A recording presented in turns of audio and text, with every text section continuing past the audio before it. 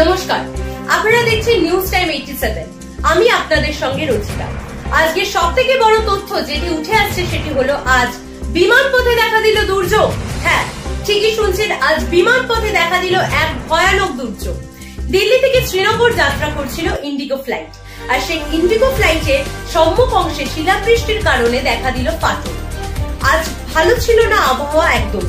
প্রথম থেকেই আবহাওয়া এরকম খারাপ থাকার কারণেই হয়তো শিলাবৃষ্টি দেখা দেয়, এবং সেই শিলাবৃষ্টির কারণেই বিমানের সম্মুখ ভাগে দেখা দিল এক ফাটল, এবং এই ফাটলের কারণেই কাঁপুনি হয় এক ভয়ানক ভাবে।